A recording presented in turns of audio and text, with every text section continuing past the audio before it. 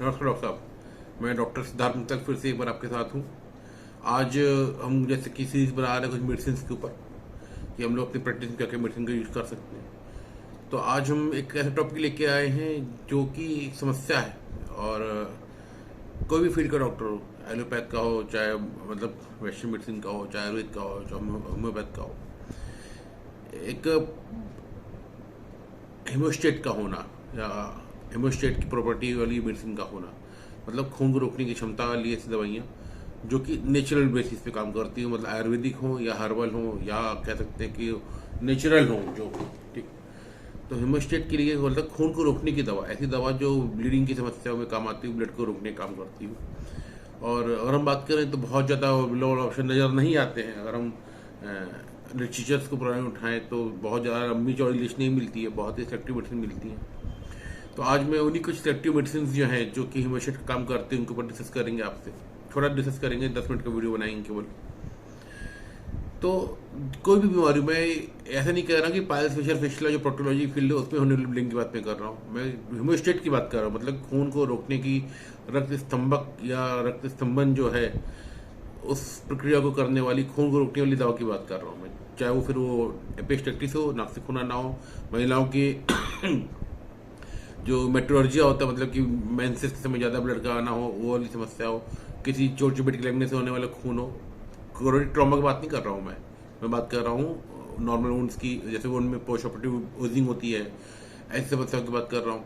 या जो एनर्ट ब्लीडिंग हो रही है, हेमोस्टेट, ठीक है, हेमोस्टेटिस हो रही है, एपिस्टेटिस हो रही है, उसकी बात मैं कर रहा हूँ।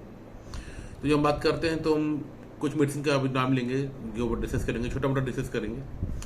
तो सबसे ज़्यादा कॉमन और सबसे ज़्यादा यूज़ होने वाली मेडिसिन है, ज़्यादा से मेरा मतलब है जो डॉक्टर इस फील्ड में काम कर रहे हैं उनके लिए, क्योंकि आमतौर पर जो हम लोग की फील्ड में प्रैक्टिस में, जनरल प्रैक्टिस में पेशेंट ऐसे आते नहीं, आते भी तो हम लोग दे नहीं पाते हैं कोई दवा, या कुछ पेटेंट मेडिसिन का ही प्रयोग करते हैं। खैर, सबसे ज़्यादा कॉमन यूज होने वाली जो मेडिसिन है वो होती है रक्त स्तंभक वटी। रक्त स्तंभक वटी एक हर्बो मिनरल मेडिसिन है, बहुत अच्छा काम करती है। इसकी डोज हम कह सकते हैं लगभग 150 ml से करके 1000 ml तक दिन में दी जा सकती है। किसी प्रकार की ब्लीडिंग हो उसमें बहुत अच्छा काम करती है। ठीक। बहुत लंबी लिस्ट है, ब्लीडिंग गम, एपिस्टेटिस, मुआस, जो स्किन डिजीज में जब ऊजिंग होने लगती है, लंबे कील मुआस से ज़्यादा गहरे होते हैं, उनमें भी किसी किसी के रेड स्पॉट्स आने लगते हैं, वैसी डिजीज समस्याएं। मेनोर्जिया है, मेट्रोर्जिया है, पाइल्स है, फिशर है, फिशला में होने वाली ब्लीडिंग है, ऑपरेशन के बाद की ब्लीडिंग है, ओजिंग हो रही है, कट लग गया, चिल्ला गया, उसमें ओजिंग हो रही है, सब में बहुत अच्छा काम करती है। पर इसका असर होने में 12 से 24 घंटे तक का समय लग जाता है। तो इसको जल्दी जल्दी ज़्यादा डोज में देने से बहुत अच्छा रिजल्ट आ जाता है। इसका हम लोग प्रयोग कर सकते हैं अपनी प्रैक्टिस में। और डिजीज़ की लिस्ट तो लंबी है, मैं कुछ डिजीज़ का नाम लिया है यहाँ पे, इसका आप लोग अपनी प्रैक्टिस में प्रयोग कर सकते हैं डॉक्टर साहब। साथ में नंबर 2 पे मेडिसिन का मैं नाम लूँगा प्रवाल पिष्टी का। प्रवाल पिष्टी पित्त को कम करती है। जैसे हमको पता कि कहीं भी ब्लीडिंग अगर हो रही होती है तो आप पे पित्त का शमन करना बहुत जरूरी होता है। जो पित्त है मतलब कि बॉडी का एसिड लेवल है, जो पित्त का शमन करने के बाद ब्लीडिंग में बहुत जल्दी आराम आता है। कई जगह जब पढ़ेंगे टीचर को देखेंगे जहाँ पे रक्त व्याधि, वहाँ पे पित्त व्याधि का वर्ड का प्रयोग कर लिया जाता है साथ में ही। ठीक है, जैसे रक्तार्श यानी कि ब्लीडिंग हेमोराइड को पित्तज अर्श यानी कि पित्तज पायल्स भी बोल दिया जाता है, पढ़ाई करते समय लोग पढ़ते हैं जब। तो प्रॉल पिष्टी पित्त के लेवल को कम करने का काम करती है। एनोरेक्टिक ब्लीडिंग में बहुत अच्छा काम करती है। यूट्राइन ब्लीडिंग में भी बहुत अच्छा काम करती है, मतलब कि जो महिलाओं में मस्तिष्क में होने वाली ब्लीडिंग है उसमें काम करती है। जो हिमेचोरिया हो रहा होता है यानी कि पेशेंट को पेशाब में ब्लीडिंग आ रही होती है, उसमें भी इससे अच्छा रोल आता है, क्योंकि पेशाब में होने वाली ब्लीडिंग जो होती है उसमें आमतौर पर ये समस्या नजर आती है कि पित्त का वर्धन होने की वजह से, एसिड लेवल बढ़ जाने की वजह से ही ब्लीडिंग हो रही होती है वो। तो हमको यूरिन के पीएच लेवल को मेंटेन करना होता है, तो वहाँ पे बहुत अच्छा काम करती है। मेंस्ट्रुअल ब्लीडिंग में बहुत अच्छा काम करती है। ठीक। साथ में जब पित्त को कम करती है तो जलन को भी कम करती है। तो बताइए जैसे पायल्स फिशर फिशलक पेशेंट हैं, यूटीआई के पेशेंट हैं, ठीक है, और जो गायनोकोलॉजिकल पेशेंट में ब्लीडिंग की प्रॉब्लम आ रही है उनमें जलन की शिकायत बताते हैं, गुप्तांग में या एनस में जलन की शिकायत बताते हैं पेशेंट के। साथ में जलन होती है, खुजली होती है, तो जलन खुजली का सिम्टम का मतलब ये है कि पित्त बढ़ा हुआ है, तो उसको कम करती है। उसकी वजह से बहुत अच्छा काम आता है, रिजल्ट इसका आता है। तो दोनों काम करती है, ब्लड भी रोकती है, कैपिलरी ब्लीडिंग के ऊपर बहुत अच्छा काम करती है, मतलब कि बड़ी आर्टरी वेन के फटने की बात नहीं कर रहा हूँ मैं। कैपिलरी ब्लीडिंग मतलब हल्की ओजिंग यहाँ हो रही होती है, इस टाइप की ब्लीडिंग में काम बहुत अच्छा करती है, अच्छी रिजल्ट आते हैं और पित्त को कम करने की वजह से जलन भी बहुत अच्छा रिजल्ट दे देती है ये। साथ में नंबर 3 पे मैं बात करूंगा कहरवा पिष्टी की। कहरवा पिष्टी भी बहुत अच्छी हर्बो मिनरल मेडिसिन है, ठीक। और इसकी जो डोज है लगभग 150 ml से लेकर 1000 ml तक आराम दी जा सकती है। बहुत ही अच्छा हेमोस्टेट है, कैपिलरी ब्लीडिंग में अच्छा काम करती है। इसका सबसे अच्छा रोल होता है हमारी बड़ी आंत के हिस्से जो है, बड़ी आंत से होने वाली जो हम लोग की जो ब्लीडिंग होती है, जो कि अल्सरेटिव कोलाइटिस है, क्रॉन्स डिजीज है उसमें, या बड़ी आंत का अंतिम हिस्से हम लोग बोलते हैं रेक्टम या एनस, वो भी हमारी आंत के पार्ट है, उसमें जो इंटरनल पाइल से होने वाली ब्लीडिंग होती है उसमें बहुत अच्छा काम करती है। साथ में हम कह सकते हैं कि जो हमारी यूट्राइन प्रॉब्लम है, मेनोर्जिया मेट्रोर्जिया, उसमें बहुत अच्छा काम करती है। कहरवा पिष्टी को अगर हम वाइड स्पेक्ट्रम में ना देकर के थोड़ा लोअर लेवल पे जाएं तो कह सकते हैं कि अधोगतवात, मतलब कि नाभि के नीचे का जो एरिया है वहाँ से होने वाली सारी ब्लीडिंग पे बहुत अच्छा काम करती है, ठीक। नाभि के नीचे, नाभि के लेवल की बात करें तो हमारी बड़ी आंत भी वहीं आती है, हमारी यूट्राइन प्रॉब्लम भी वहीं पे आती है, हमारी पाइल्स फिशर भी वहीं पे पैदा हो रहा होता है, हमारी जो यूरिनरी ट्रैक्ट की प्रॉब्लम है, मतलब कि पेशाब की संबंधी समस्या भी वहीं पैदा होती है। नाभि के नीचे के जो अंग है उनमें होने वाली जो ब्लीडिंग में बहुत अच्छा काम करती कहरवा पिष्टी। कहरवा पिष्टी के बारे में बात करा तो वहाँ पे उसकी डोज के बारे में बोलना भूल गया था। 150 ml से करके 1000 ml तक की डोज दी जा सकती है, केस के ऊपर डिपेंड करता है, वो आप लोग बॉडी वेट के हिसाब से आराम से निकाल सकते हैं। चौथे नंबर पे मैं बात करूंगा बोलभद्र रस, बहुत अच्छी मेडिसिन है, बल्कि इसके चौथे नंबर की जगह मुझको जो है नंबर 2 या नंबर 1 पे रखना चाहिए था, परंतु ये अपनी चॉइस की बात है, मैं बोल दे रहा हूँ, बात तो कर ही रहे खैर हम लोग बोलभद्र रस के ऊपर। बोलभद्र रस एक हर्बो मिनरल मेडिसिन है, बहुत अच्छा काम करती है। कैसी ब्लीडिंग कहीं की भी हो, चाहे नाक एपिस्टेटिस, नाक से खून आ रहा हो, चोट लगने की ब्लीडिंग हो, कैसी भी कैपिलरी ब्लीडिंग हो, उस पर सब पे काम करती है। जो मैंने बताया कि जैसे कहरवा पिष्टी और बोलभद्र रस दोनों ही जो हमारी नाभि के नीचे अंग हैं, अधोगतवात वाले जो एरियाज हैं वहाँ पे बहुत अच्छा ब्लीडिंग पे काम करती है, तो बहुत सारी डिजीज को कवर कर लेती है ये। इसका बोलभद्र रस का बहुत अच्छा प्रयोग हम देखते हैं, जो वेनस या आर्टरियल ब्लीडिंग जो होती है उससे वो अच्छा काम करती है। अगर ट्रॉमा नहीं है, ट्रोमेटिक ब्लीडिंग नहीं हो रही है, तो वेन्स और आर्टरीज होने वाली ब्लीडिंग में बहुत अच्छा काम करती है। और वेन्स की इसका मेन काम होता है जो हमारी जो ब्लड की कैपिलरीज हैं, जो खून की नलियाँ हैं, उनकी जो वॉल को हेल्दी करना, जो वॉल को हेल्दी करती है, वॉल मजबूत होती है तो ब्लीडिंग में अपने आप आराम आता है, रप्चर कम होती है। इसकी वजह से इसका हम लोग प्रयोग बहुत ज़्यादा कर सकते हो, अच्छा प्रयोग आता है, रिजल्ट भी अच्छे आते हैं। वेरिकोज वेन में भी काम आती है और नसों की स्वेलिंग कम करने की वजह से पाइल्स की मस्ती को भी सिकोड़ देती है ये। पर इसका मेन काम पाइल्स के ऊपर तो मैं बोल रहा हूँ, बता रहा हूँ, काम भी करती है ये कह रहा हूँ। मेन काम इसका नसों की स्वेलिंग को कम करना, नसों की वॉल को मजबूत करना ताकि नसें देर से फटें, तो ये बहुत अच्छा काम करती है। 150 ml से लेकर 1000 ml तक की डोज दे सकते हैं, बॉडी वेट के हिसाब से आप लोग कैलकुलेशन लगा सकते हैं डॉक्टर साहब। लास्ट में आने से पहले मैं 2 मेडिसिन का और नाम लूंगा। एक है स्फटिक भस्म, बहुत ही अंडरएस्टिमेटेड मेडिसिन है, बहुत कॉमन मेडिसिन है, बहुत ज़्यादा यूज होती है, बहुत हर घर में होती है और हम लोग दिमाग कभी नहीं लगाते क्यों है। लगभग सभी भारतीय पुरुषों के शेविंग किट के अंदर फिटकरी का यूज रखी रहती कि दाढ़ी बनाते समय गाल चल जाए तो हम लोग फिटकरी लगा लेते हैं। घरों में फिटकरी लगा यूज होता आ रहा है हमेशा से, हम लोग के फर्स्ट एड बॉक्स में फिटकरी होती आ रही है। इसका प्रयोग यही हो रहा होता है फिटकरी का कि कहीं कट छिल जाए तो फिटकरी लगाने से खून रुक जाता है, एंटीसेप्टिक का काम करती है। फिटकरी के नाम क्यों ले रहा हूँ? फिटकरी मतलब एलम को ही संस्कृत में स्फटिक बोलते हैं। स्फटिक भस्म मतलब प्यूरिफाइड, उसको जला के प्योर कर दिया गया वाली भस्म, मतलब जो फिटकरी की भस्म है उसका स्फटिक भस्म बोला जाता है।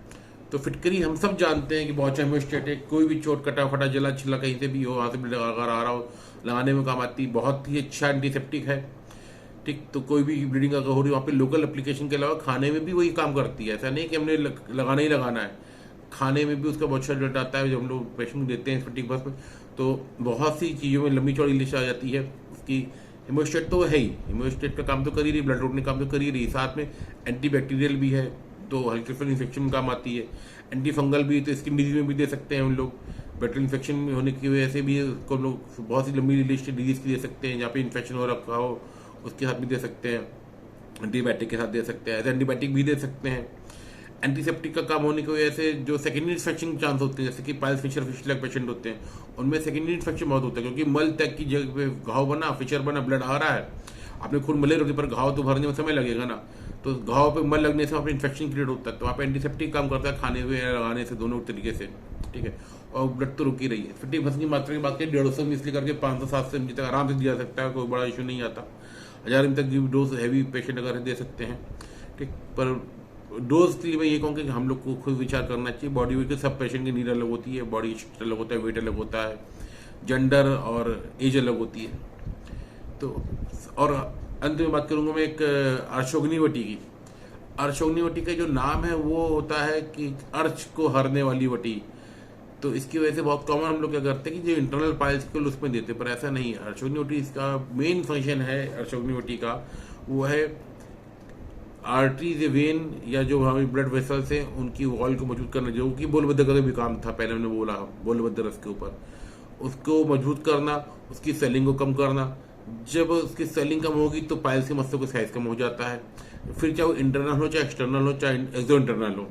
ठीक, साथ में खून रोकने में भी से काम करे। डायरेक्ट ब्लड को नहीं रोकती, जब इन्फ्लेमेशन कम होगा, सेलिंग कम होगी, उसका साइज कम होगा, मस्से का साइज कम होगा। मतलब मस्से मतलब पाइल्स के मस्से के लिए मैं बोल चुका हूँ पहले वीडियोस में अपने। पाइल्स के मस्से मतलब होता है सूजी हुई, फूली हुई खून की नसें, वही पाइल्स होता है। उसकी स्वेलिंग कम होती है तो मस्से सिकोड़ते हैं, मस्से सिकोड़ते हैं तो ब्लड कम हो जाता है।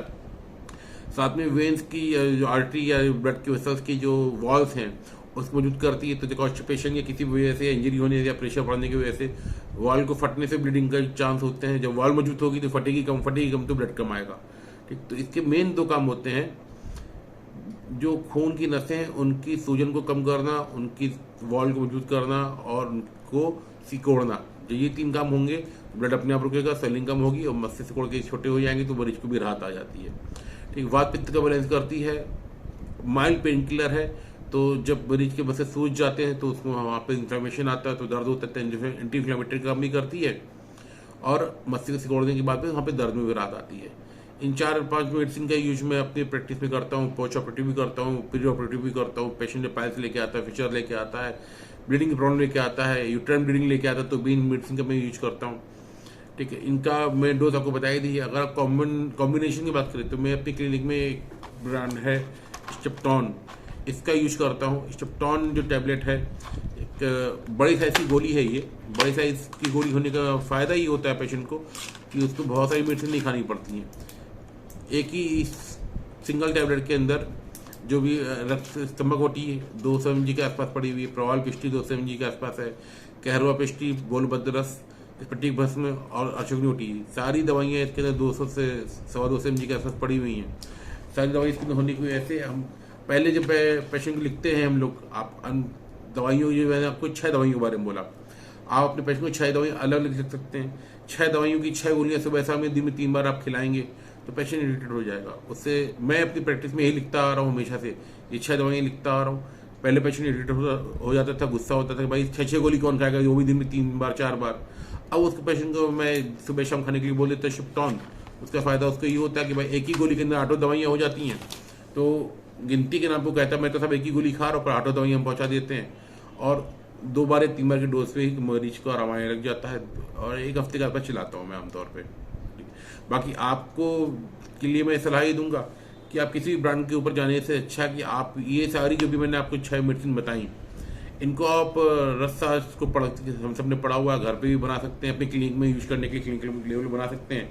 हम सबके पास अपनी भैंसिश साला होती है, वरना सभी कंपनियां बनाती हैं, इनको आप यूज कर सकते हैं। इनका डोज, इनका वेरिएशन अपनी मर्जी से कर सकते हैं, पर हमारे पास ऐसा नहीं है कि आयुर्वेद में होम्योस्टेट नहीं होता। इसी मिथ को तोड़ने के लिए मैंने वीडियो बनाया कि हमारे पास होम्योस्टेट है, हम लोग उनको प्रयोग कर सकते हैं, बस हम लोग उनका प्रयोग करने से बचते हैं। क्यों बचते हैं कभी समझ नहीं आता हमारे, पर हम लोग कर सकते हैं। और इन 6 दवाओं का यूज करके आप अपने पेशेंट में बहुत लंबी जो लिस्ट है पेशेंट की जिनकी ब्लीडिंग की समस्या आती है, चाहे वो यूट्राइन ब्लीडिंग हो, चाहे वो यूटीआई की ब्लीडिंग हो, यूट्रैक की ब्लीडिंग हो, चाहे वो पाइल्स, फिशर, फिशला, प्रोटोलॉजी फील की ब्लीडिंग हो, चाहे नक्सीर, फूटना इसको बोलते हैं, पिस्टेक्स बोलते हैं, उसकी ब्लीडिंग हो, सब में काम आ सकती है। इससे अपनी बात को खत्म करूंगा और ये लास्ट में जरूर बोलूंगा कि ये वीडियो एक आम जनता की नहीं है, डॉक्टर्स के लिए है। कृपया एक आम आदमी इन वीडियो को देख करके अपना खुद की इलाज ना करे, चिकित्सक से सलाह लेने के बाद चिकित्सक के द्वारा लिखी गई दवा का ही प्रयोग करे। ये वीडियो डॉक्टर्स के लिए है। नमस्कार, बहुत बहुत धन्यवाद।